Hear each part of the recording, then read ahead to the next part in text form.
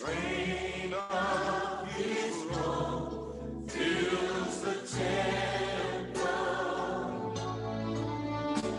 A cloud of heavenly worshipers surrounding his throne.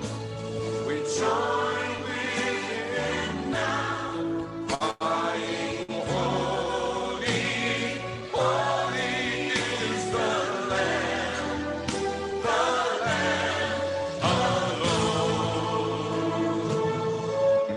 I see the Lord. I see the Lord. I see the Lord. I see the Lord. Exalted high above the rising of the people of the earth. I see the Lord. Yes, I see the Lord. I see the Lord. I see the Lord. My eyes have seen the King, the Lamb upon the throne, who reigns forevermore.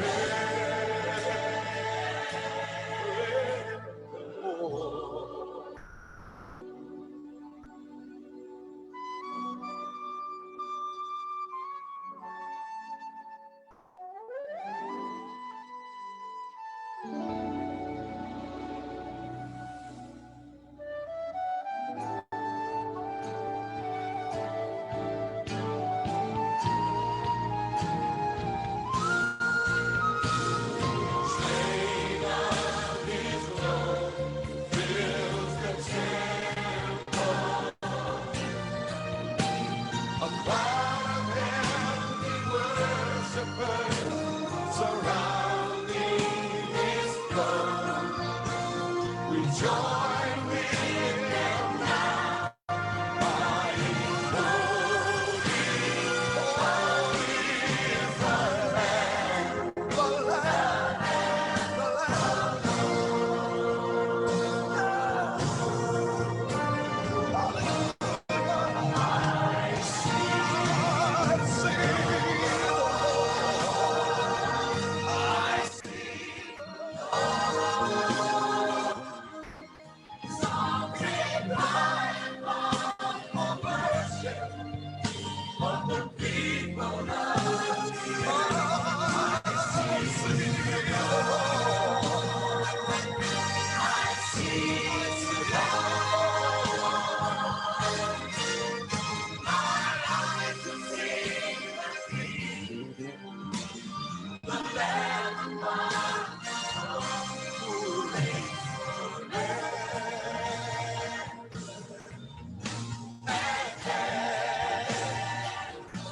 Forever and forever, forever and ever. Yesterday, today,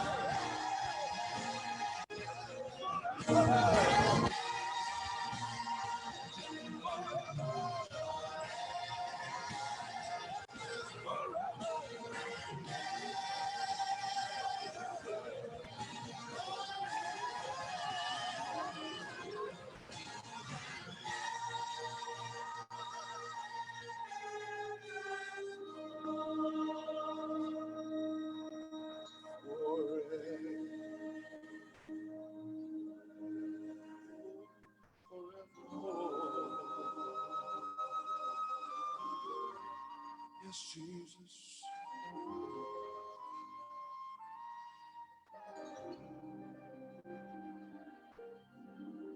Oh, my eyes have seen the King, the Lamb upon the throne, who reigns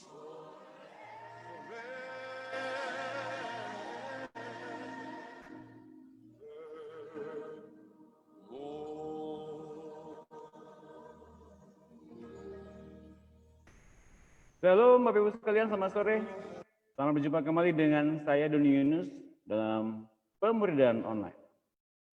Saya bersyukur dan bersuka cita bahwa sore hari ini kita mulai lebih awal dari jadwal sebelumnya. Jam 6 loh ya, Bapak Ibu sekalian awalnya ya.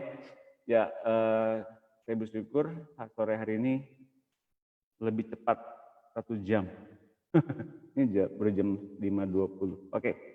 Silakan saling menyapa Bapak Ibu sekalian yang di Facebook, dari segala kota, dari segala daerah, dari segala pulau, bahkan dari segala bangsa. Silakan saling menyapa bagaimana kondisi kota Bapak Ibu sekalian di sore hari ini. Bandung baru diguyur hujan dan rasanya sekarang Bandung baru akan memasuki musim hujan. Bagaimana dengan kota Bapak Ibu sekalian?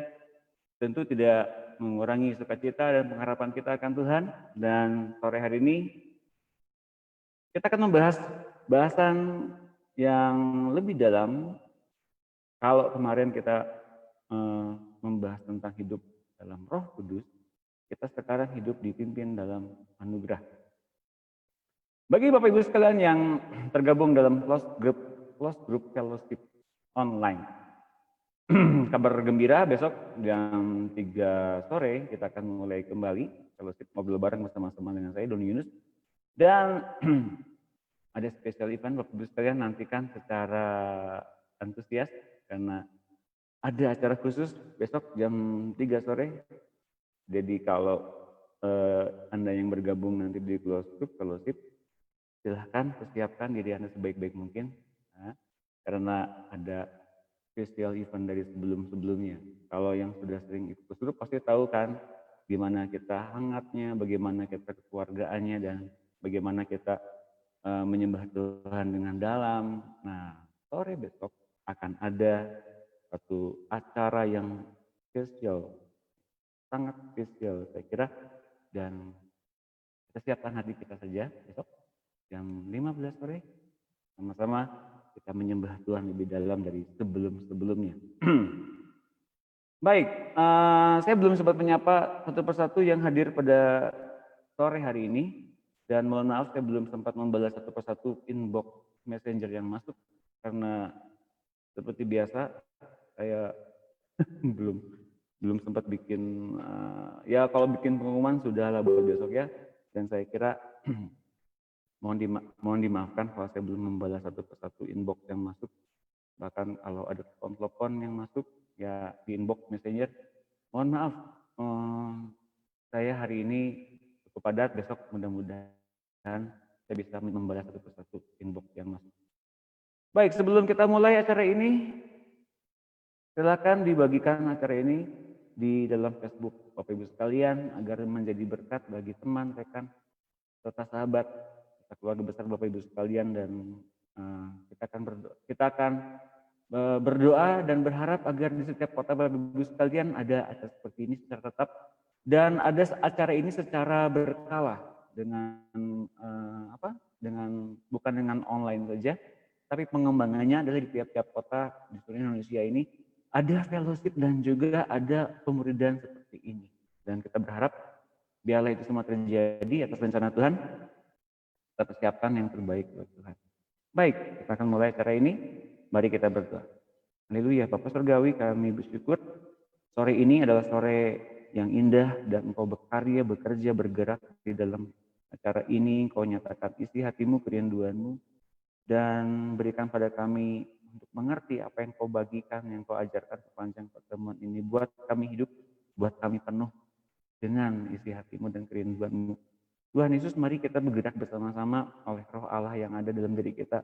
Disatukan, disempurnakan, dikhususkan, dan dimuliakan oleh Bapa hingga kami semua anak Allah dihidupkan oleh Roh Tuhan. Kami mengucap syukur sore hari ini, biarlah Engkau juga menghidupkan apapun saja yang kami ada pada saat ini. Hidupkanlah pengertian kami, hidupkanlah isi hati kami, semua memancar keluar firman dan kebenaran-Mu yang telah kami terima sepanjang online diadakan. Biarlah itu menjadi satu penjaga, pelindung, dan membawa kami semakin penuh dengan Roh Allah. Dan Roh Kudus berikan pada kami senantiasa pengharapan, sukacita, dan damai sejahtera. Kuduskanlah kami sepanjang pertemuan ini, biarlah air hidup mengalir, menguduskan kami, sepenuhnya hingga kami sepenuhnya menjadi anak-anak Allah yang tak berdosa salah. Dalam nama Tuhan Yesus kami mengucap syukur. Haleluya. Amin. Oke, kita akan mulai cara ini dengan cepat. Hidup dalam anugerah adalah hidup dalam dalam rangkaian mendengar suara Tuhan. Bisa dikatakan begini, salah satu ciri bahwa kita mendengar suara Tuhan ditandai dengan adanya hidup dalam anugerah, hidup dalam berbagai hasil dari pemberian demi pemberian yang Allah berikan kepada kita. Meskipun kita tidak layak, meskipun kita tidak mengalami yang namanya berkualifikasi untuk mendapatkan itu, tapi Allah Bapa berikan kepada kita. Itu anugerah. Tentu saja menurut ukurannya ada anugerah umum dan ada anugerah dengan ukuran pemberian yang tertentu bagi setiap orang. Jadi anugerah universal, semua orang dapat, ada yang tertentu bagi setiap orang berbeda. Ia menyediakan keselamatan bagi semua orang melalui iman kepada darahnya di kayu salib. Semua orang, ini yang universalnya, semua orang yang berseru akan nama Yesus dengan iman akan beroleh selamat. Nah ini tapi ada yang anugerah pemberian pribadi ya, tetapi ada anugerah dengan ukuran pemberian Kristus, yakni ada yang terpanggil untuk jabatan-jabatan atau tugas-tugas tertentu oleh Tuhan. Dan sepertinya buat kita ini suatu jabatan yang tertentu saja bagi orang-orang tertentu, orang khusus, orang-orang yang penuh dengan pengabdian seperti begitu, yang tinggal di puncak gunung atau yang terpisah dengan dunia, pokoknya yang holy gitu ya. Nah kita akan nanti lihat pada siapa sebetulnya Tuhan memanggil dan kualifikasi apa yang Tuhan berikan kepada mereka. Kalau kita memandang bahwa kualifikasi Tuhan itu kepada orang-orang khusus tertentu, orang-orang yang punya sixth sense, orang-orang yang punya jabatan tertentu, orang yang punya sekolah dengan tingkat pendidikan tertentu, kita mesti melihat kembali kepada kenyataan semula bahwa Tuhan Yesus memilih 12 murid yang berasal dari pekerjaannya sederhana, yaitu penjala ikan. Jadi Bapak Ibu sekalian, tetapkan dulu hati kita betul-betul simple, sederhana, ngikutin Tuhan sungguh-sungguh, apa yang dikatakannya, apa yang bergerak di hati kita, kita diberikan kesempatan untuk mengenal Tuhan Yesus di hati kita sejak kita menerima kelahiran baru. Maka itulah yang kita betul-betul hidupkan. Bukan soal bagaimana mencapai suatu keahlian tertentu, bagaimana mencapai satu target tertentu, bisa melihat sesuatu, bisa bekerja sesuatu, enggak seperti itu. Awalnya kita lahir baru itu banyak yang mesti dibenerin. Makanya kalau kita melihat di dalam 2 Korintus 5, itu ada satu pernyataan yang sangat dalam tentang rekonsiliasi. Perbaikan hubungan. Perbaikan hubungan berarti adanya apa? Adanya satu penghapusan masalah-masalah di masa lampau hingga mendekat kepada Allah. Nah, itu tandanya kita mesti diperbaiki hubungan kita dengan Allah, dibenerin. Masalah-masalah dosa bagaimana Pak? Nah nanti kita akan bahas. Ya. 2 Petrus 3 ayat 9. Tuhan tidak lambat menepati janjinya, sekalipun ada orang yang menganggapnya sebagai kelambatan. Tetapi ia sabar terhadap kamu, karena ia menghendaki supaya jangan ada yang binasa, melainkan supaya semua orang berbalik dan bertobat. Semua orang tanpa terkecuali ia ingin jangan ada yang binasa. Semua orang tanpa terkecuali agama apapun, suku apapun, bukan suku Yahudi saja atau orang Israel saja, bangsa Israel saja tidak, tapi semua orang, semua manusia. Jangan ada yang binasa. Jadi itu panggilan. Roma 10 ayat 13, sebab siapa saja yang berseru kepada nama Tuhan akan diselamatkan. Jadi semua orang yang berseru kepada Tuhan mesti diselamatkan. Akan diselamatkan. Jadi tanpa terkecuali orang-orang yang berseru kepada nama Tuhan akan diselamatkan. Efesus 4 ayat 7. Ini yang anugerah pemberian. Anugerah pemberian kepada tiap-tiap orang. Tetapi kepada kita masing-masing telah diberikan anugerah menurut ukuran pemberian Kristus. Itulah sebabnya dikatakan tatkala ia naik ke tempat tinggi, ia membawa tawanan-tawanan, ia memberikan pemberian-pemberian kepada manusia, pemberian-pemberian, gift,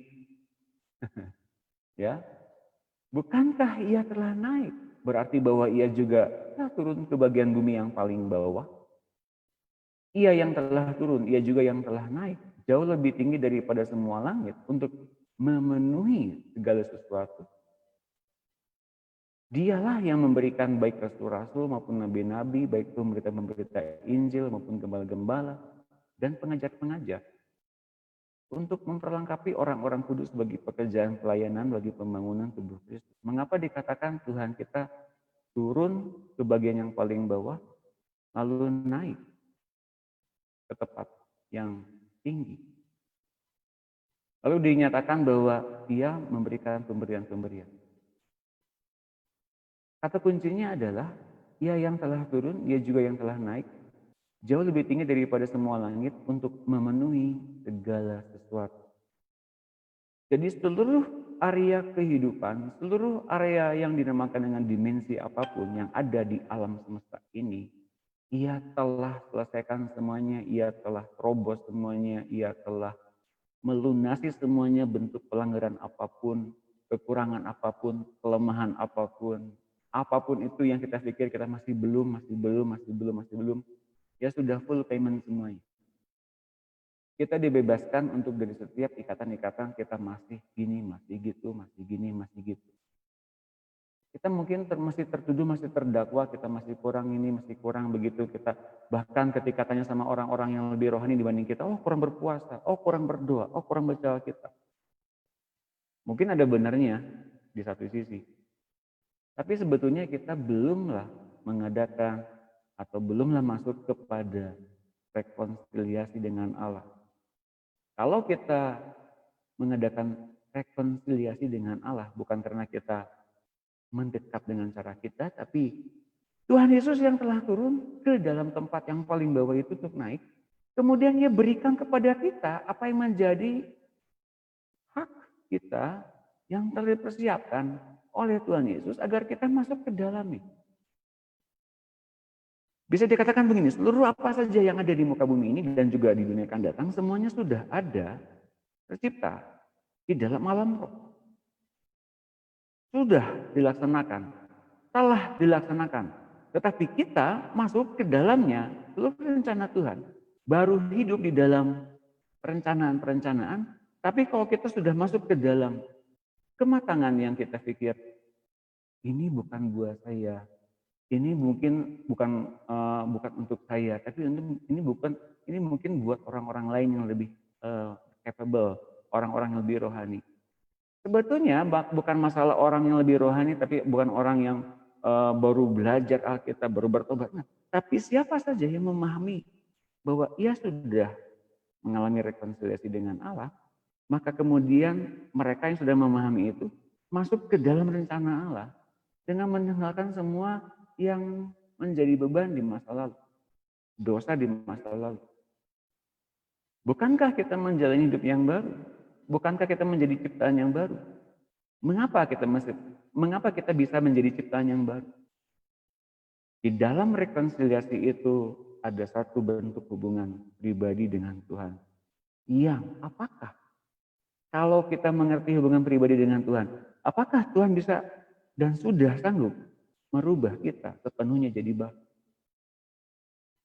Kalau kita masih belum memahami tentang pembaharuan yang dikerjakan oleh Roh Kudus ini, maka kita belumlah mengalami rekonsiliasi penuh dengan Bapa. Mungkin Allah kita sudah mengadakan, tapi kitanya belum.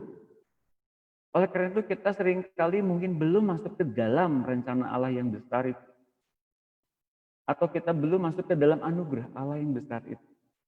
Kita belum mau pakai.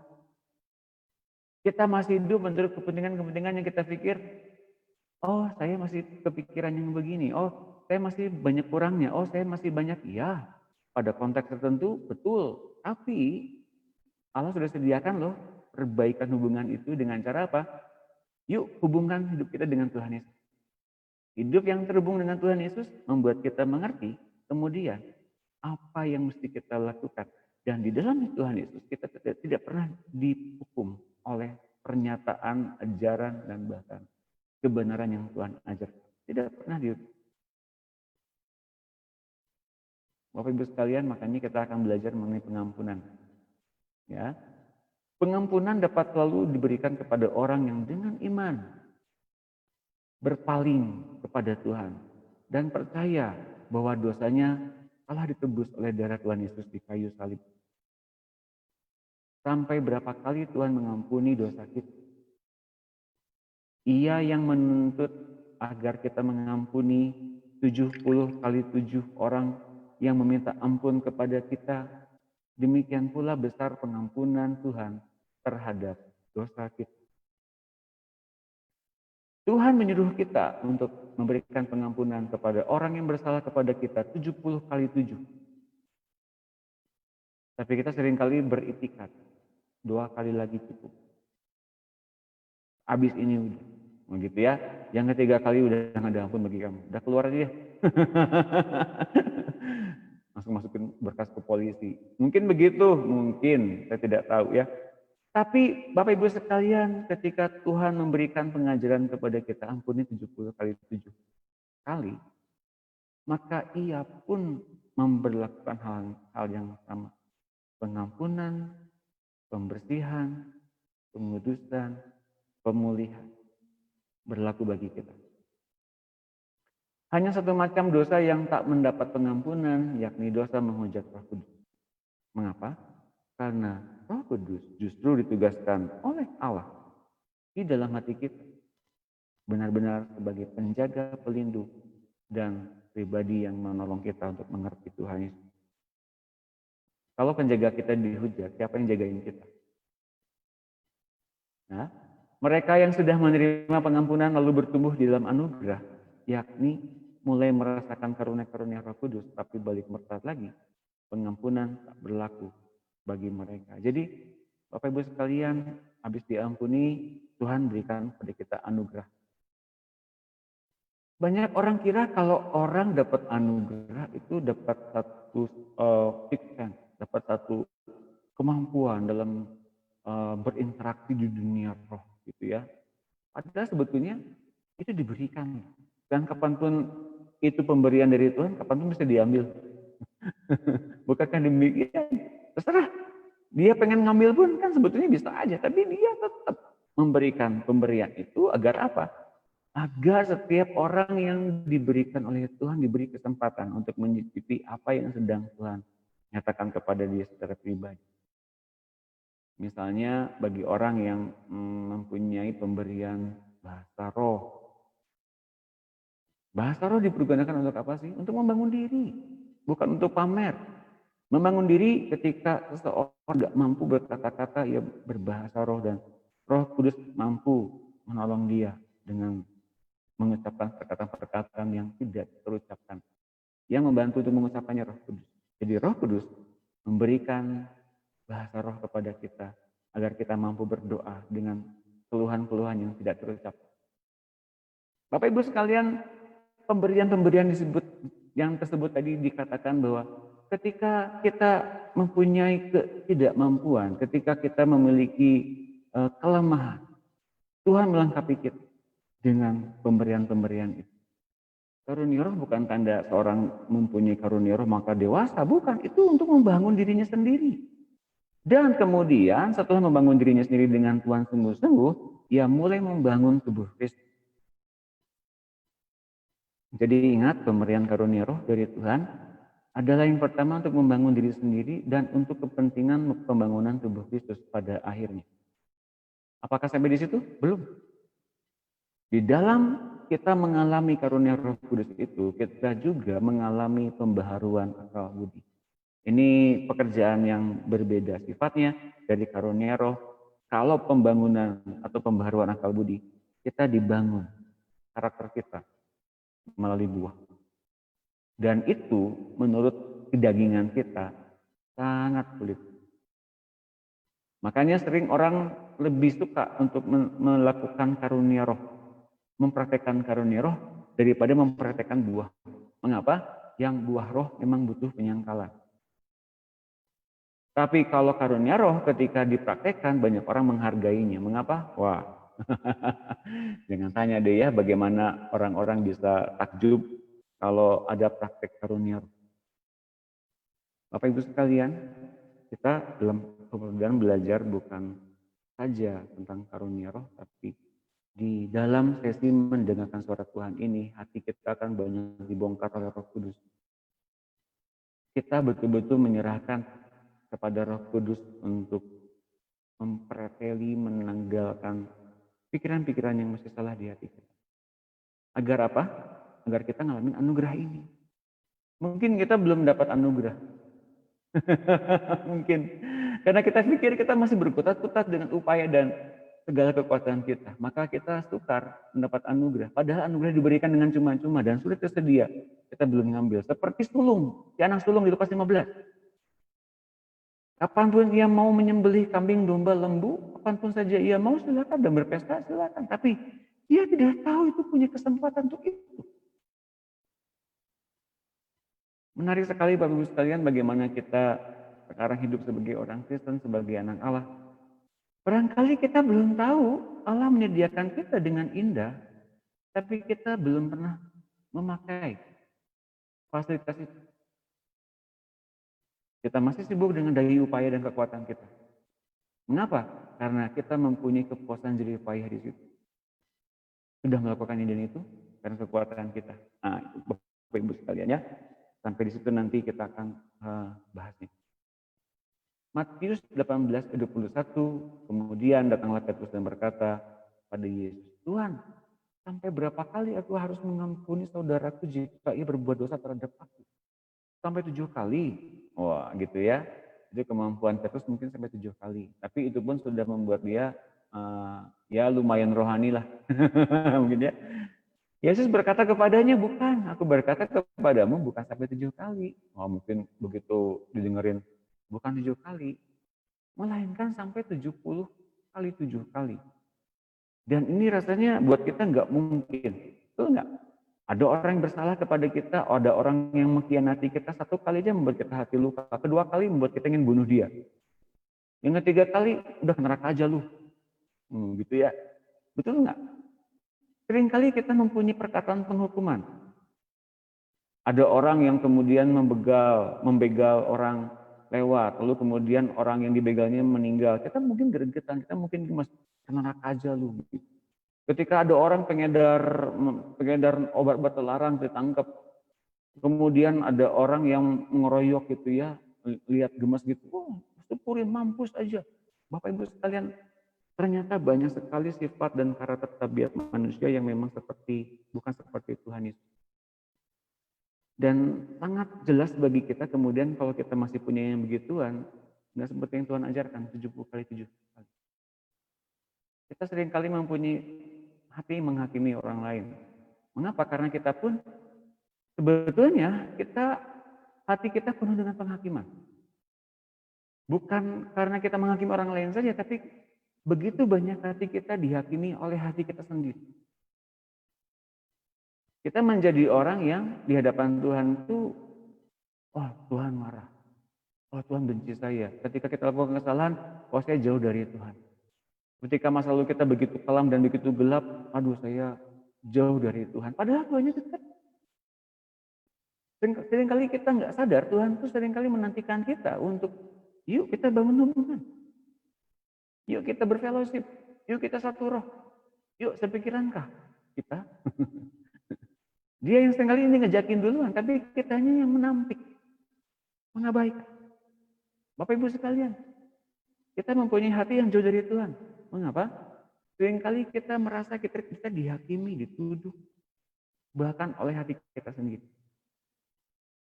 Dan begitu banyak, ketika saya menyiapkan sore hari ini, menyiapkan alat yang kita pakai sore hari ini, begitu banyak kita merasa diri kita, luka. Orang ngomong apa, rasanya luka gitu. Orang mungkin sedang ngomongin orang lain, tapi kita ngerasa orang itu ngomongin saya. Luka. Begitu banyak luka artinya apa? Hati kita masih belum dibereskan dan diperbaiki oleh Allah.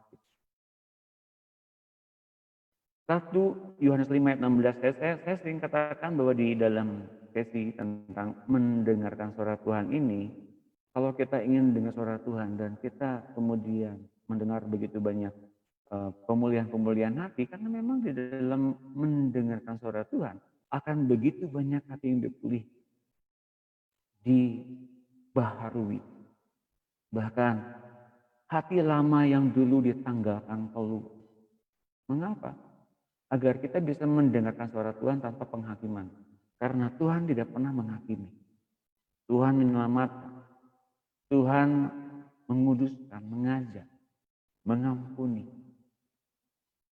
Bapak Ibu sekalian, satu saja firman yang dikatakan dalam Yohanes 12, 47-48. Firman yang kukatakan yang menjadi hakimnya. Itu apa? Ketika kita nggak nurut, firman yang diucapkan pada saat kita nggak nurut itu kemudian yang jadi hakimnya kelak. Mengapa pada saat itu di dunia kamu nggak nurut? Itu aja.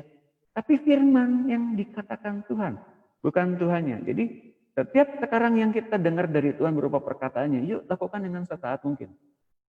Makanya kita belajar di dalam pertemuan ini, di online ini, orang-orang sering mencatat dalam jurnal hidup mereka yang ternyata dituliskan kembali di status update Facebooknya masing-masing, bahkan di Instagram, dan saya sangat bersuka cita karena banyak orang praktik demikian, dan semakin banyak orang kemudian merespon dengan encourage teman-temannya di Facebook masing-masing, kemudian saling menyapa, selamat pagi Bu, selamat pagi Pak, selamat sore semuanya.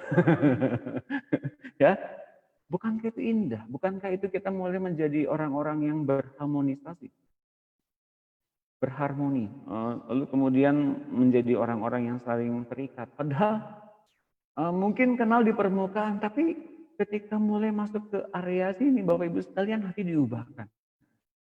Dalam satu momen semua hati diubahkan. Oke. Kalau ada suara pantul berarti mungkin di tiap-tiap orang yang suaranya ada pantul, ada suara di belakang yang menyetel siaran yang sama. Jadi ada suara pantul. Kalau di sini sih suaranya nggak ada yang pantul. Bagaimana suara saya bagus? Oke, yuk. Nah, 1 Yohanes 5 ayat 16, kalau seseorang melihat saudaranya seimannya berbuat dosa, yaitu dosa yang tidak mendatangkan maut, hendaklah ia berdoa kepada Allah dan Dia akan memberikan hidup kepadanya. Yaitu mereka yang berbuat dosa yang tidak mendatangkan maut. Ada dosa yang mendatangkan maut, tentang itu tidak kukatakan bahwa ia harus berdoa. Semua kejahatan adalah dosa, tapi ada dosa yang tidak mendatangkan maut. Ada satu pernyataan bahwa semua perbuatan dosa itu, semua kejahatan itu adalah dosa. Tapi ada dosa yang tidak mendatangkan maut. Kalau kita mengakui dosa, diampuni. Okay? Tapi kalau kita udah itu dosa, tapi dilakukan gimana, Pak? Nah, biasanya ini ada konsekuensi yang lebih parah dari itu ya, karena kita ada pemberontakan di situ. Jadi, kalau kita udah tahu itu dosa tetap dilakuin, ingat ini tidak mungkin kita menyelipkan Yesus yang kedua kali. Nah, kalau ternyata ada dosa yang mendatangkan maut itu apa, Pak? Dosa menghujat Roh Kudus. Apa kategori dosa menghujat Roh Kudus? Mulai habis mengabaikan, habis menampik pernyataan Roh Kudus, habis menolak pengajaran Roh Kudus, dinasihati nggak mau, akhirnya diusir keluar Roh Kudusnya. Udah, nggak usah ngomong-ngomong lagi. Nah, itu dia. Bagi Bapak Ibu sekalian yang melakukan hal itu, mungkin belum mengerti, Roh Kudus sering ampunin. Mungkin belum tahu bahwa itulah Roh Kudus yang melakukannya. Tapi ketika Anda tahu itu Roh Kudus yang melakukannya dan mengusir keluar, dia akan benar-benar keluar. Betulan. Makanya jangan sampai menghujat Roh Kudus. Pak, belakangan ini sering ada yang nanya sama saya, Pak. Kalau ada orang lahir baru, dia kemudian berbuat kesalahan, Pak. Tapi hatinya mau ditegur. tapi dia belum sempat berbuat kesalahan. Masuk surga nggak? Udah lahir baru ya, dan masih berbuat kesalahan, tapi belum sempat bertobat, belum sempat ya dipulihkan oleh Allah, apakah masuk surga? Satu hal yang membuat saya percaya dan yakin, asal Roh Kudusnya nggak keluar aja, selamat. Jadi adakah Roh Kudus di hatinya? Masih adakah Roh Kudus di hatinya? Saya percaya selamat. Ya, lagi pula selamat atau nggak selamat, ya yang paling tahu urusannya Roh Kudus. Jadi, Pak, saya melihat bahwa dia tuh habis bertobat tapi masih belum bertobat betul-betul, Pak. Ya, yang paling tahu pertobatan kan bukan kita. Ngapain juga kita ngerepotin pertobatan orang lain? Itu hanya orang itu dan Roh Kudus yang tahu segimana pertobatnya dia. Dan kita sebagai anak Allah nggak boleh langsung menghakimi. Oh, pertobatannya kurang benar tuh. Enggak lah, jangan. Barangkali kita pun masih jauh dari Tuhan. Benar ya? Lukas 12 ayat 10. Setiap orang yang mengatakan sesuatu melawan anak manusia, ia akan diampuni. Tapi siapa saja yang menghujat Roh Kudus, ia tidak akan diampuni. Kalau di Markus dikatakan yang menghujat Roh Kudus melakukan dosa kekal. Ya, oke. Bagaimana dengan kehilangan anugerah? Saya cek dulu ya. Ya. Dapatkah seseorang kehilangan anugerah keselamatan dan anugerah menurut ukuran pemberian Kristus? Apakah benar ketika orang dapat anugerah itu bisa kehilangan kesempatan? Selamatnya hilang gitu ketika lakukan sesuatu. Dapatkah? Banyak orang dipanggil masuk ke dalam keselamatan, dengan mudah mereka menerima keselamatan karena iman yang sesederhana itu kepada darah Tuhan Yesus. Tetapi ketika mereka dipilih untuk menerima anugerah untuk memasuki pekerjaan Tuhan atau panggilan tertentu, mereka memilih untuk tetap jatuh bangun di daerah dosa, hidup dalam daging dan hawa nafsu, sambil meminta ampun terus-menerus untuk dosa dan kelemahan-kelemahannya.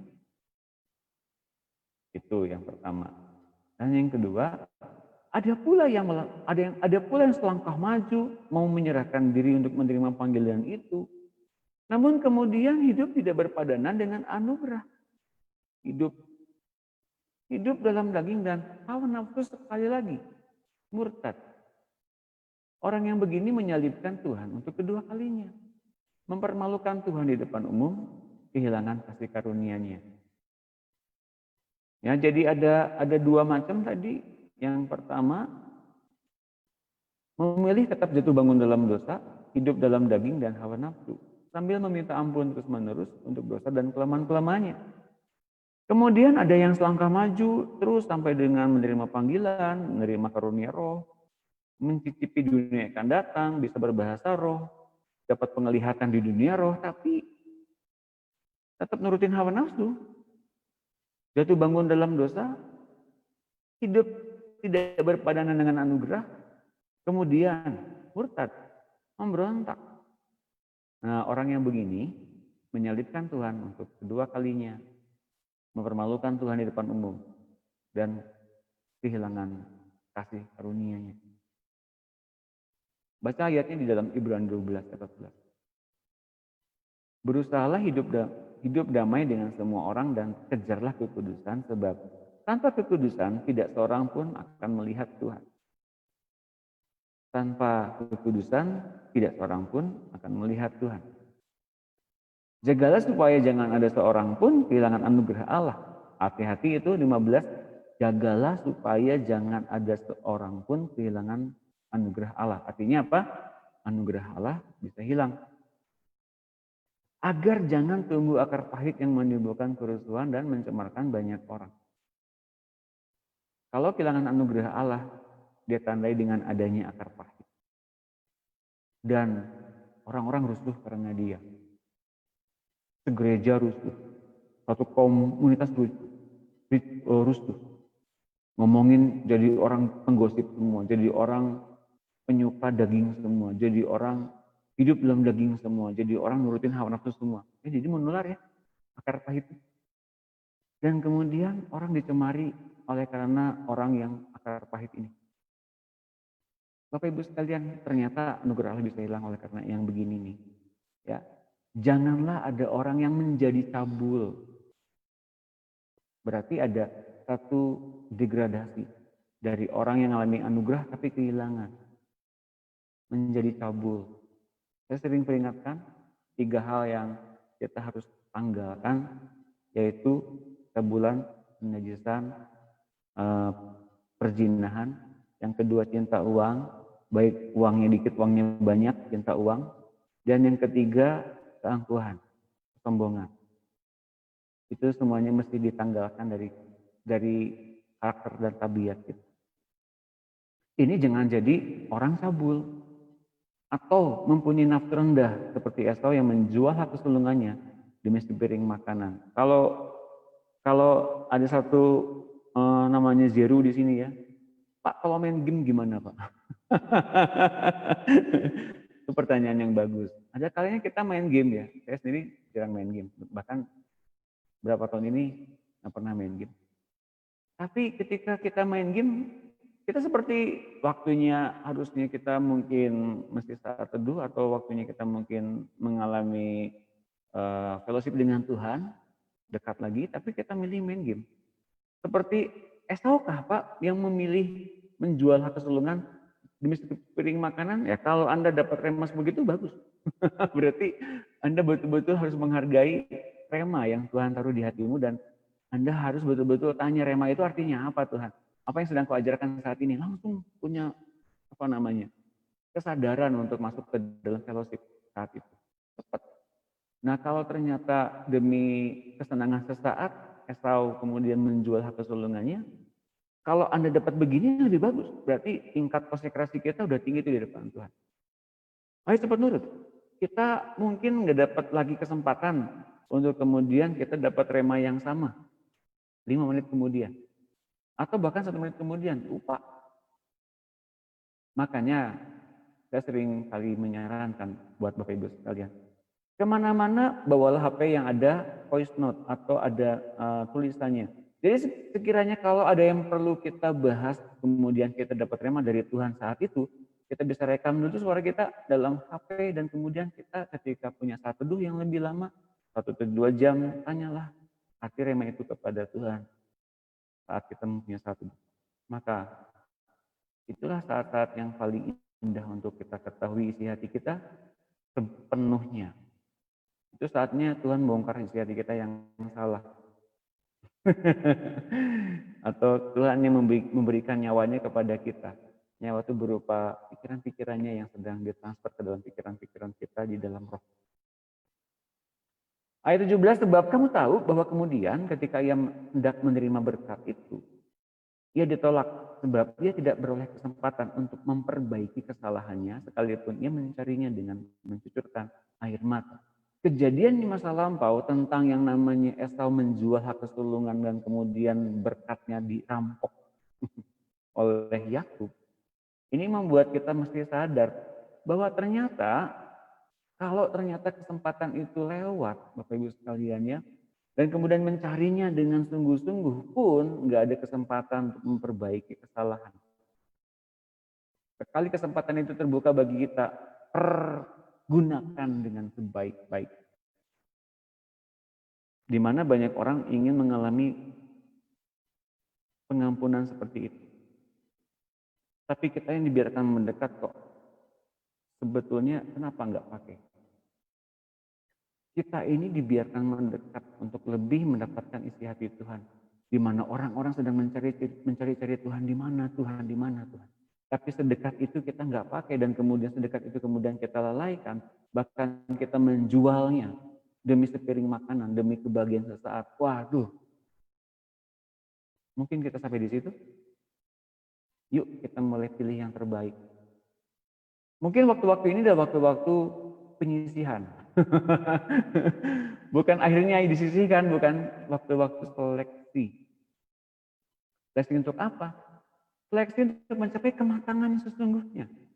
Saya berdoa bagi Bapak Ibu sekalian serta saudara-saudariku yang mengikuti acara ini. Kita sekarang semua berlomba pada perlombaan yang diwajibkan masing-masing kepada kita untuk berlari, bukan berjalan saja, tapi berlari kepada tujuan, merespon panggilan surgawi dari Allah kita untuk mahkota kehidupan.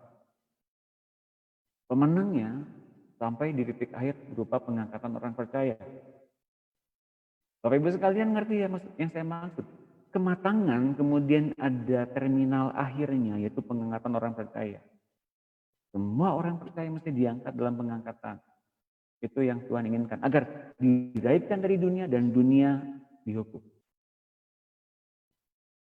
Dunia tempat sekolah, tempat penyempurnaan. Saya seringkali bilang dunia bukan tempat selama-lamanya. Untuk kita cari bahagia, cari yang namanya sukacita, cari namanya pengharapan, bukan.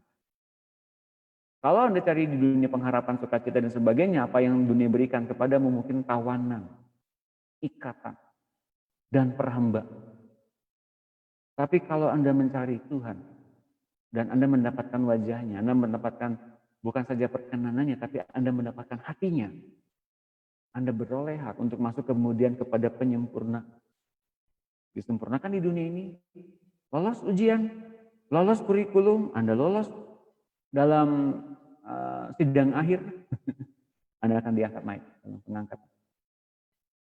Jadi di dunia jangan sampai kita cari segala macam lalu kemudian kita terikat di dalam. Kita masih mencari Tuhan dan apa yang sedang Tuhan berikan kepada kita untuk selesai di terminal akhir kita nanti. Semua orang akan mengalami itu. Kematangannya sesungguhnya. Sekali lewat kesempatan itu, Esau tidak beroleh kesempatan untuk memperbaiki kesalahannya. Sekalipun dia mencarinya dengan mencucurkan air mata. Sekalipun Musa bernegosiasi kepada Tuhan, Tuhan izinkan aku masuk setelah pelanggaran kekudusan Tuhan. Ketika ia marah-marah kepada bangsa Israel. Sedangkan ketika ia pukul batu itu Tuhan nggak pernah marah, nggak marah. Tapi ketika ia marah-marah kepada bangsa Israel, bangsanya sendiri, bangsa Tuhan sendiri, Tuhan menetapkan Musa nggak boleh masuk ke tanah perjanjian, hingga cukup di Gunung Nebo saja melihat tanah perjanjian itu dari jauh. Berkali-kali di kitab Ulangan dikatakan Musa negosiasi dengan Tuhan, mengizinkan masuk ke kota itu. Ke tanah itu Tuhan bilang tidak. Anda tahu mengapa Tuhan kemudian tidak mengizinkan Musa? Ada satu ikatan yang jelas di antara Musa dengan Tuhan. Kalau saya boleh menjawab pertanyaannya Bu Leni tadi pagi, WA ke saya Bu Leni, istilah Pak, wah, boleh tahu Pak, kenapa? Kan Musa dipanggil oleh Tuhan. Musa kan punya mertua Yitro, ya, dipanggil oleh Tuhan untuk bebaskanlah umatku dari Mesir. Wah, di perjalanan habis Tuhan ngomong itu, Musa hendak dibunuh oleh Tuhan. Mana mungkin? Mungkin. Itulah Alkitab ngomongnya begitu. Mengapa? Di dalam perjanjian antara Tuhan dengan Abraham, Ishak dan Yakub adanya perjanjian sunat, penanggalan tubuh yang berdosa. Nah Musa nggak tahu, maka Tuhan berikhtiar membunuh Musa. Kita mengatakan demikian. Lalu kemudian Zipora mengerat kulit katan anaknya dan menempelkan kulit katan itu di kaki Musa. Pengantin darah katanya. Dan Tuhan mencabut itikat untuk membunuh Musa karena mengingat perkataan Zipora, pengantin darah. Itu ngomongin soal sunat. Musa belum melakukan tindakan itu. Maka Tuhan berikhtiar membunuhnya. Pertanyaan dari Bu ini saya jawab sore hari ini. Untuk semua orang tahu juga. Wah, kesempatan untuk tanya jawab di sini ya. Boleh.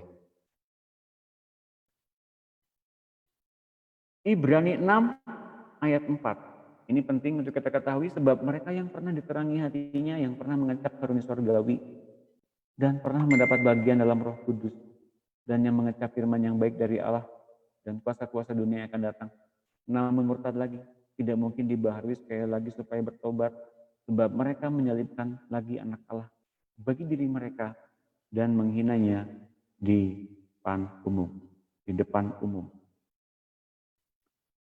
Kalau kita lihat ayat Ibrani 6 ayat 4 ini ngomongin orang yang sudah menerima karunia Roh Kudus. Orang yang pernah diterangi hatinya. Mendapat bagian dalam Roh Kudus. Namun murtad. Tidak mungkin dibaharui sekali lagi supaya bertobat. Sebab mereka menyalibkan lagi anak Allah bagi diri mereka dan menghinanya di depan umum. Tahu nggak Bapak Ibu sekalian? Sebetulnya ini apakah nyambung nggak di dalam jika kita mengaku dosa kita maka ia setia dan adil. Maka ia akan mengampuni segala pelanggaran kita dan menguduskan kita. Bukankah ada pengampunan Pak? Ada. Pak, kalau orang yang kemudian begini-begini diampuni nggak Pak? Diampuni sih. Yang sudah mengecap karunia Roh Kudus kemudian berdosa, diampuni nggak? Diampuni. Dipulihkan nggak? Dipulihkan. Tapi kemudian orangnya bertobat apa enggak? Sukar. Orangnya bisa dipulihkan enggak Pak? Kalau mau dipulihkan bisa, tapi biasanya sukar. Bukankah Tuhan Maha Kuasa Pak? Iya. Orangnya mau enggak dipulihkan? Biasanya enggak mau. Mengapa Pak? Karena orang yang demikian udah terlanjur punya kenikmatan dan kuasa dalam dirinya. Bukan otoritas. Urapan dalam dirinya. Ketika dia melakukan satu pelayanan, doain orang, ada mujizat? Ada. Ada kesembuhan terjadi? Ada. Ada karunia roh muncul? Ada. Tapi ketika ia kemudian melakukan pelanggaran dan ia kebal di dalamnya, karunia roh tetap jalan, tapi hubungan dengan Tuhan jauh. Bahaya itu Bapak Ibu sekalian. Tetap jalan loh.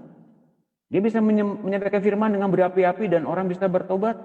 Bisa aja. Tapi kemudian yang terjadi sulit diubahkan. Sulit bertobat. Bapak Ibu sekalian, ini satu peringatan buat kita. Meskipun tapaknya kita baik-baik saja, tapi sudahkah hati kita dipulihkan dan mengalami rekonsiliasi dengan Tuhan? Ini akan saya bagikan besok jam 3 sore dalam close group. Rekonsiliasi. Agar kita betul-betul serius menanggapi panggilan dari Allah kita. Panggilan surgawi. Sekali kita bertumbuh terus sampai dengan serupa dengan Kristus. Jangan pernah berhenti di satu titik, kemudian kita capek, kita lelah, kita kembali degradasi, jadi manusia daging, jadi manusia yang punya hawa nafsu kembali. Waduh, hati-hati Bapak Ibu sekalian. Yang begini sukar bertobat. Bukan sukar diampuni, sukar bertobat. Gak mungkin dibaharui sedemikian supaya betul-betul bertobat. Pasti ada satu pemberontakan dalam dirinya. Anda nanti baca Alkitab Bapak Ibu sekalian tentang Korah, Datan, Abiram. Maka di dalam 1 Korintus 10 kita lihat dulu ya sepintas. Saya dapat ayat ini sudah lama untuk saya bagikan di setiap pertemuan online. Oleh karena itu, saya hari ini pula mengingatkan kembali ayat ini. 1 Korintus 10 ayat 11.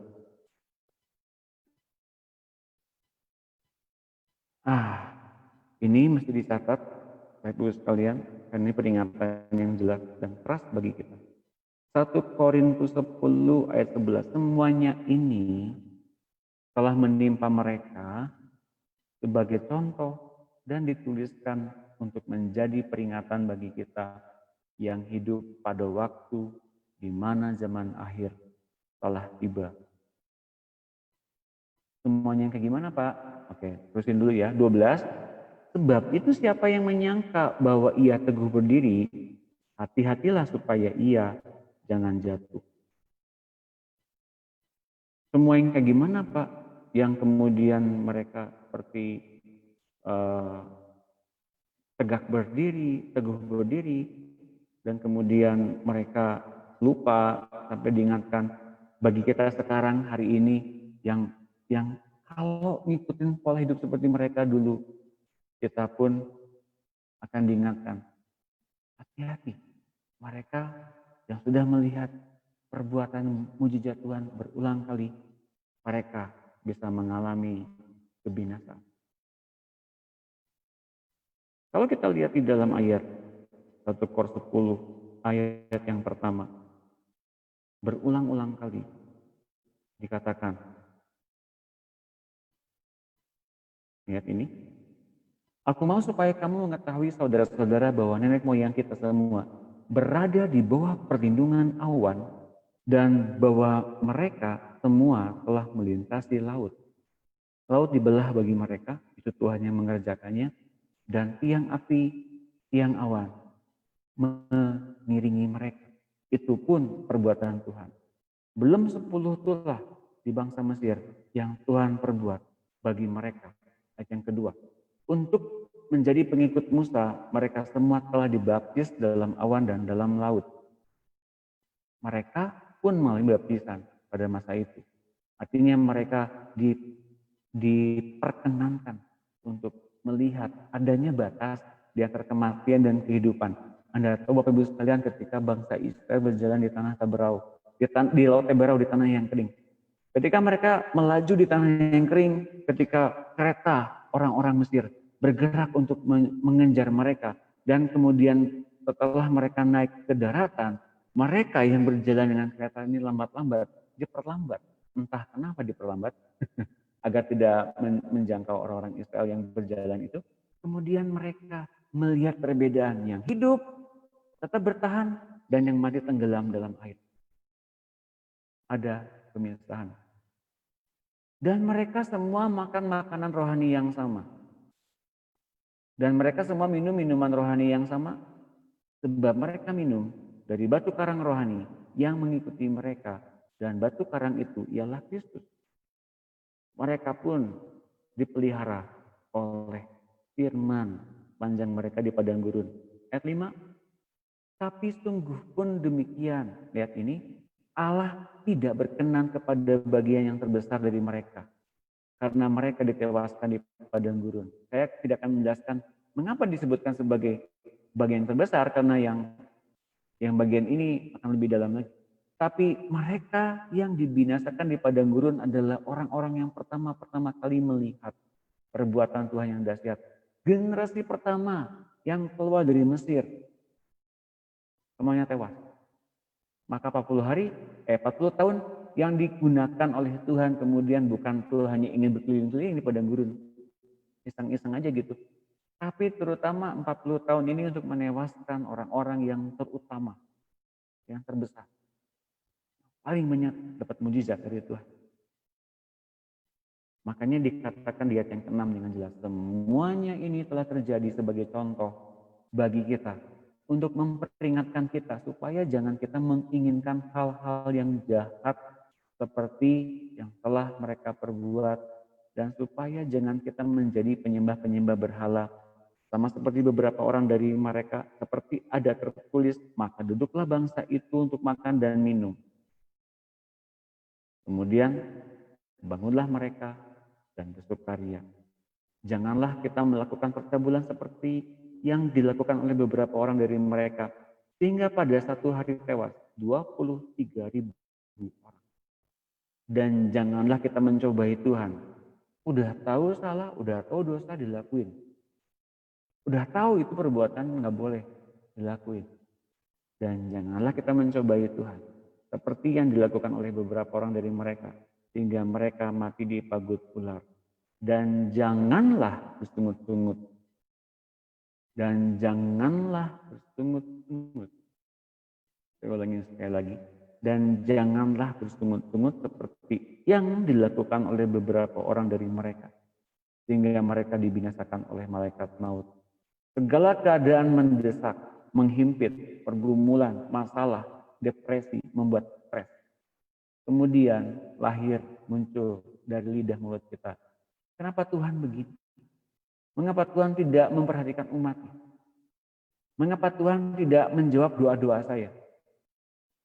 Kemudian bersungut-sungut, Bapak Ibu sekalian hati-hati, mereka dibinasakan oleh malaikat maut. Semuanya itu telah menimpa mereka sebagai contoh dan dituliskan untuk menjadi peringatan bagi kita yang hidup pada waktu di mana zaman akhir telah tiba. Ditutup di ayat 12 dikatakan begini, siapa yang menyangka bahwa ia teguh berdiri, hati-hatilah supaya ia jangan jatuh. Maka pada hari ini, ayat 13 ini bicara dengan jelas di dalam pertemuan kita sore hari ini. Pencobaan-pencobaan yang kamu alami adalah pencobaan-pencobaan biasa yang tidak melebihi kekuatan manusia. Hari ini kalau kita menyesal ikut Tuhan, oke, mulai kita bertobat. Hari ini kalau kita mulai melihat bahwa standar hidup kita ternyata masih ya gitu-gitu aja dibanding dengan orang dunia yang lain, tapi padahal Tuhan sudah mengerjakan hal yang luar biasa dan bikin mujizat di hidup kita, bikin suatu perbuatan yang besar, tapi kita melihatnya biasa-biasa aja, Bapak Ibu sekalian. Hati-hati, kita lihat ini, pencobaan-pencobaan yang kamu alami ialah pencobaan-pencobaan yang biasa, yang tidak melebihi kekuatan manusia. Apapun hari ini, tingkat pengertian kita hari ini, yuk kita masuk kepada pengertian yang lebih dalam. Pencobaan-pencobaan itu untuk ngadain apa sih sebetulnya? Untuk ngadain bahwa kita tuh ngandelin Tuhan. Kenapa? Dikatakan di setelahnya. Sebab Allah setia. Lihatnya yang Allahnya setianya itu loh. Jangan kitanya yang dengan kelemahan dan penuh berkekurangan. Dan penuh dengan inferior. Dan penuh dengan berbagai macam yang, waduh saya kurang ini Tuhan, saya kurang itu Tuhan. Sebab Allah setia, dan karena itu ia tidak akan membiarkan kamu dicobai, melampaui kekuatanmu. Kenapa? Pada waktu kamu dicobai, ia akan memberikan kepadamu jalan keluar, sehingga kamu dapat menanggungnya. Dan di akhir pelajaran itu, kemudian dikatakan ayat 14, karena itu saudara-saudaraku yang kekasih, jauhilah penyembahan berhala. Ayat 14 ditutup dengan ayat, jauhilah penyembahan berhala. Mengapa? Dalam pertemuan kita dengan Tuhan dan kemudian kita masuk ke dalam jalan yang terjal, Tuhan sedang mengikis habis. Adakah kekuatan-kekuatan kita yang masih ada, yang belum sepenuhnya kita serahkan kepada Dia? Maka Bapak Ibu sekalian, dalam pertemuan dengan Tuhan, seringkali kita diberikan pengertian bahwa Tuhan itu setia, Tuhan sanggup, Tuhan punya kekuatannya. Sungguh luar biasa Tuhan memberikan kepada kita kepastian. Apakah kita betul-betul rely on Him. Bergantung penuh kepada Tuhan. Bukan kepada pengertian kita sendiri. Kalau kita masih berkutat-kutat di ujian yang sama berulang-ulang, Bapak Ibu sekalian, mungkin barangkali ada penyembahan kekuatan yang ada dalam diri kita. Dan kekuatan sendiri, kekuatan jiwa di dalam diri kita yang belum sempat ditanggalkan oleh Roh Kudus. Kita masih berupaya sekuat tenaga untuk menghadapi masalah dengan kekuatan kita pribadi. Dan itu sebetulnya ujian 40 tahun. Berputar-putar di padang gurun dengan ujian yang sama. Belum sampai di tanah perjanjian, diputar-putar dulu sampai dengan kekuatan kita habis. Orang-orang yang terkemuka mati bergelimpangan di padang gurun. Orang-orang yang melihat 10 tulah memisahkan kehidupan dan kematian. Orang-orang yang melihat orang Mesir tenggelam dalam air. Orang-orang yang melihat bagaimana perbuatan Tuhan begitu dahsyat di padang gurun. Ada air dibelah batu kar. Ada pengen makan daging, ada burung puyuh meskipun itu kolesterol. Dan untuk apa 40 tahun berjalan di padang gurun? Untuk kemudian orang-orang yang terkemuka itu mati bergelimpangan di padang gurun. Yang masuk ke tanah perjanjian adalah orang-orang yang kemudian di tempat-tempat tertentu mereka kemudian berkonsekrasi dengan Allah Israel. Di antaranya di satu tempat, saya lupa namanya di mana, Yosua mengerat kulit katan hingga tidak ada celah dan aib Mesir dalam diri orang Israel. Wow, yang ini panjang kenapa saya nggak tahu. Tiba-tiba belok ke situ. Puji Tuhan, diingatkan kembali ya di ayat 1 Korintus 10 tadi, diingatkan kembali. 1 Timotius 4 ayat 1, tetapi roh dengan tegas mengatakan bahwa pada waktu-waktu kemudian ada orang yang akan murtad. dengan tegas roh mengatakan bahwa pada waktu-waktu kemudian ada orang-orang yang akan murtad lalu mengikuti roh-roh penyesat dan ajaran setan-setan. Dan kemudian ya, oleh tipu daya pendusta-pendusta yang hati nuraninya memakai cap mereka dimateraikan oleh setan. Artinya ya dikuasai, dipimpin oleh hawa nafsu dan sukar dipulihkan, sukar bertobat. Pokoknya orang yang tetap menutup diri dari perubahan-perubahan atau pembaharuan yang dikerjakan oleh Roh Kudus, pada Roh Kudusnya sudah ada di hati mereka, tapi mereka tetap ingin berlaku seperti manusia pada umumnya, masih punya kepengen, masih punya pengen hawa nafsu, masih ingin berbuat pilihan-pilihan, masih ada kan free will. Mereka melarang orang kawin, melarang orang makan makanan yang diciptakan Allah supaya dengan pengucapan syukur dimakan oleh orang yang percaya dan yang telah mengenal kebenaran. Karena semua yang diciptakan Allah itu baik dan suatu pun tidak ada yang haram jika diterima dengan ucapan syukur, sebab semuanya itu dikuduskan oleh firman Allah dan oleh doa. Jadi itu berlaku orang-orang yang tidak hanya mengerjakan hal-hal yang secara ritual, hanya mengerjakan hal-hal yang membuat orang-orang itu sendiri mengerjakan penghormatan kepada dirinya. Kalau nanti Roh Kudus menerangkan kepada kita lebih jelas di ayat ini, suatu kali nanti kita akan masuk ya. Nanti mungkin yang di close group akan lebih mendengar lebih dalam hal ini. Ya, saya exciting kalau fellowship close group, karena di dalam close group fellowship, meskipun sifatnya close group, tapi orang boleh masuk sekarang ya. Silakan aja gitu gabung gitu. Dan yang di close group fellowship mengalami hal-hal yang indah bersama-sama dengan Tuhan. Dan saya rasa nanti juga akan mengalami seperti hal itu secara publik. Kelak itu akan dipublik. Tapi yang dibangun sekarang ini kita dibangun secara grup dulu biar merambat, menjalar, mengimpartasi kepada orang-orang di kotanya masing-masing. Ini indah. Mengapa saya bikin close group dulu? Karena kemudian akan merambat, menjalar di kota masing-masing, di tempat mereka masing-masing, bahwa mereka kemudian mempunyai kerinduan gitu dari itu. Jadi ini proyek awal sebetulnya ya. Nanti nggak dibikin close group, tapi dibikin umum. Jadi semua orang bisa saling sharing. Ya, Markus 4 ayat 16. Demikian juga yang ditaburkan di tanah yang berbatu-batu ialah orang-orang yang mendengar firman itu dan segera menerimanya dengan gembira. Tapi mereka tidak berakar dan tahan sebentar saja. Apabila kemudian datang penindasan atau penganiayaan karena firman itu, mereka segera murtad. Selalu ada penindasan karena adanya tekanan ketika seseorang menerima firman yang memerdekakan. Dan ini bukan kepengen Tuhan loh. Bukan kepengen Tuhan, tapi ya biasa.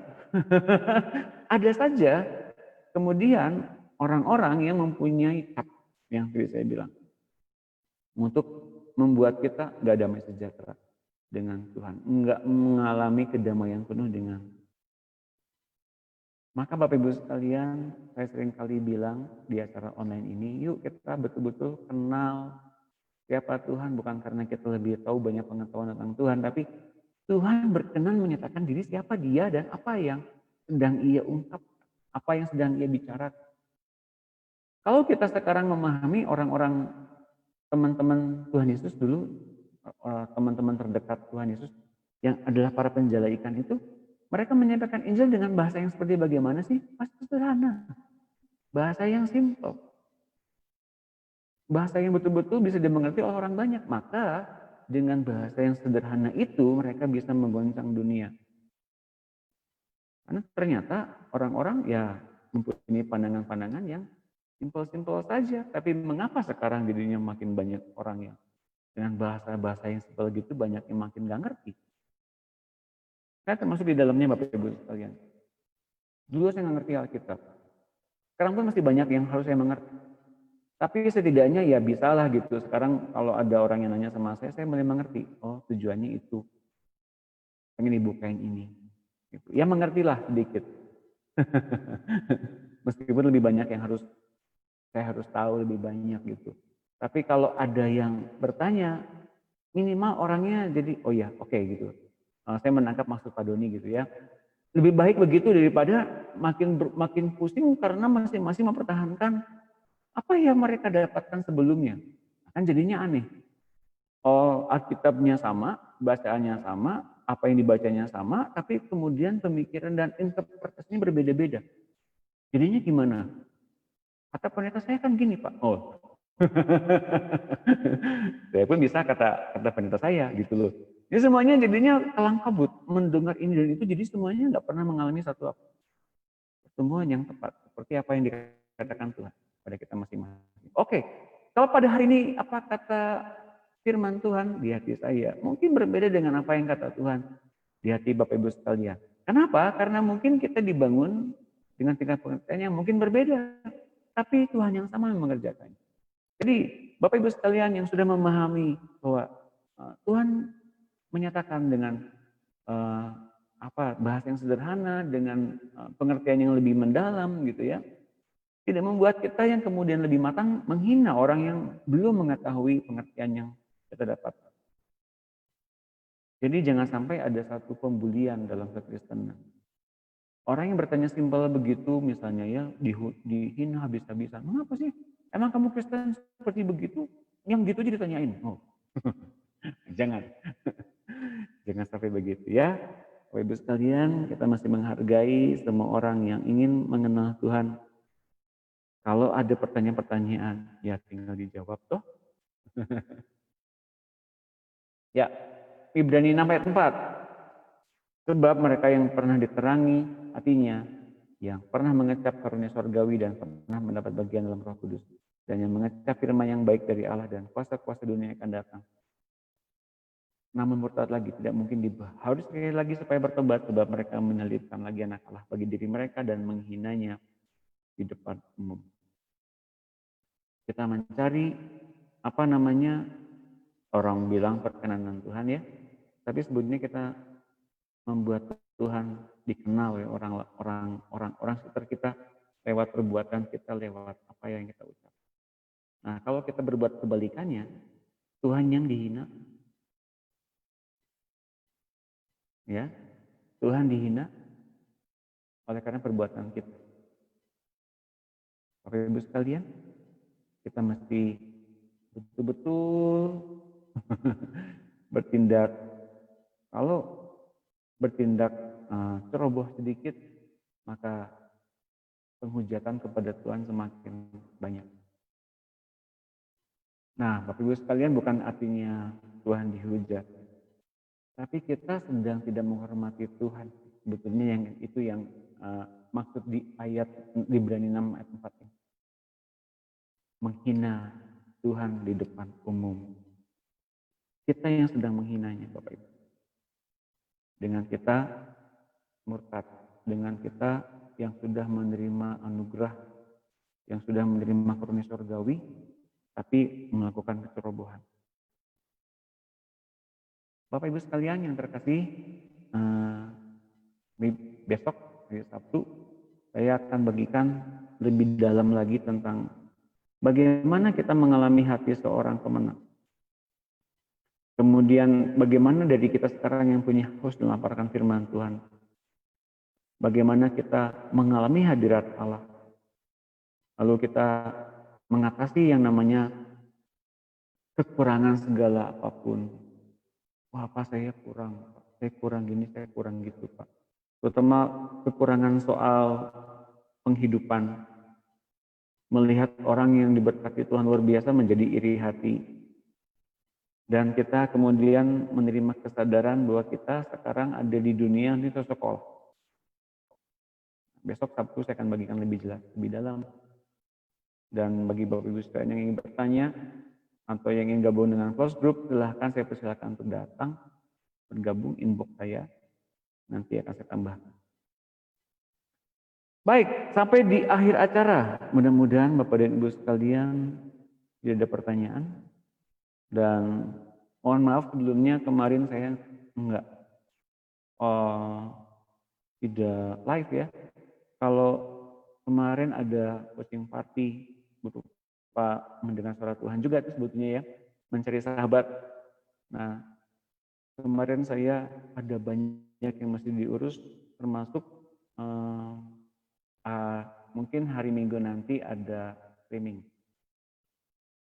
dari apa yang saya buat kemarin. Mudah-mudahan nanti ada kabar beritanya, apakah jadi apa tidak nanti. Kalau sudah ada kabar beritanya, ada revelation yang baru yang saya dapatkan dan saya bagikan di streaming itu. Nanti saya kasih dan mari kita watching party. Mari kita nikmati sama-sama hadirat Tuhan lewat acara itu. Nanti kalau jadi acaranya saya akan sharekan. Baik Bapak Ibu sekalian, diberkati oleh online sore hari ini, kiranya diberkati dan diberikan satu tingkat pengertian yang baru yang kita mesti tahu. Dan yuk kita doa sama-sama, kita tundukkan kepala, kita berdoa. Haleluya, Bapa Surgawi, kami berterima kasih atas peringatan-peringatan yang Kau adakan. Kami mendekat kepadamu karena kami membawa hidupnya Tuhan Yesus. Hidup yang agung, hidup yang penuh dengan kesempatan demi kesempatan, anugerah demi anugerah yang diberikan Tuhan kepada kami. Dan Bapak, kami mengucap syukur karena kasih-Mu yang tak terbatas itu sekarang kami nikmati. Kami diampuni, kami diberikan tempat di sorga dan juga kami diberikan anugerah. Ampuni Bapak kalau kami belum merespon panggilan sepenuhnya. Kami sekarang tahu, kami sekarang merespon dan kami mau mengenyahkan keluar segala kuasa-kuasa si jahat yang ada dalam diri kami. Ya, ketika saya berdoa pada sore hari ini ada gambar monyet, ada gambar ular piton yang membelit orang-orang. Bapak, kami berdoa sekarang bagi orang-orang yang sekarang hadir mendengar acara ini yang dikuasai oleh roh-roh kegelapan dalam pikiran mereka. Untuk sukar bertobat, untuk sukar dipulihkan, sukar mendekat, sukar berdoa, sukar baca Alkitab, sukar mendengarkan firman Tuhan, sukar baca Alkitab. Dan juga dibentuk oleh roh-roh kebodohan, roh-roh yang sakit jantung, roh-roh yang sakit liver, yang sakit, kemudian sakit diabetes. Ya, ada perjanjian yang diucapkan oleh nenek moyangnya, leluhurnya, oleh orang-orang di atas mereka. Pada sore hari ini Bapak, Engkau melepaskan mereka dari belit-belitan ular yang besar ini. Dalam nama Tuhan Yesus, terlepas terus. Buat mereka ngalamin kelepasan dengan perjanjian, dengan maut, perjanjian dengan kuasa jahat, kuasa-kuasa perdukunan, sihir. Dan juga hamba-Mu membiarkan Engkau mengerjakan hal yang indah dalam diri mereka yang mempunyai roh siluman atau roh-roh seperti monyet-monyet ini. Roh-roh yang menyebabkan sakit jantung, sakit diabetes, sakit kanker, sakit darah tinggi. Sekarang biarlah hamba-Mu membiarkan Engkau, Roh Kudus, melepaskan setiap orang yang ada roh seperti ini yang tadi disebutkan. Lepaskan dari penyakit-penyakit turunan ini dan biarlah hamba-hamba-Mu ini yang sekarang mendekat memperoleh pembebasan, memperoleh pemulihan, memperoleh kesembuhan. Secara instan saat ini juga dalam nama Tuhan Yesus, lenyap keluar roh diabetesnya, lenyap keluar roh jantungnya, roh sakit tingginya, sakit darah tingginya.